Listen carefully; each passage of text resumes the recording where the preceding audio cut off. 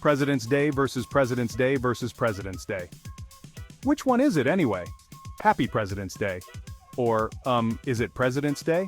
Or maybe President's Day? If you're curious to find out, don't forget to like this video and subscribe for more fun facts. What you call the national holiday really depends on where you are, who you're honoring, and honestly how you think we're celebrating. The confusion around the phrase President's Day is actually pretty interesting.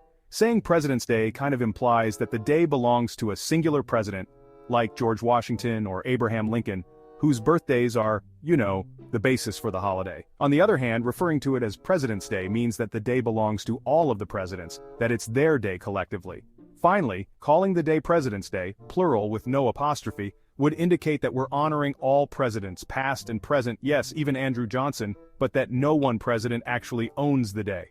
You would think that in more than 140 years since Washington's birthday was declared a holiday in 1879, someone would have officially declared a way to spell the day.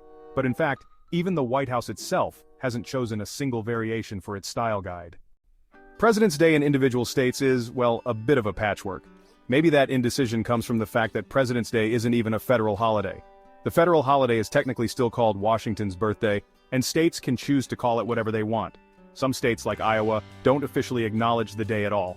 And, the location of the punctuation mark is a moot point when individual states choose to call it something else entirely, like George Washington's birthday and Daisy Gatson Bates Day in Arkansas, or birthdays of George Washington and Thomas Jefferson in Alabama. Alabama loves to split birthday celebrations, by the way. The third Monday in January celebrates both Martin Luther King Jr. and Robert E. Lee. The same is true in Mississippi. Some states don't even celebrate President's Day in February. Georgia and Indiana mark the holiday in December, and New Mexico celebrates the day after Thanksgiving to give state employees an extra day off of work. You can look to official grammar sources to declare the right way, but even they don't agree. The AP Stylebook prefers President's Day, while the Chicago Manual of Style and Merriam-Webster prefer President's Day.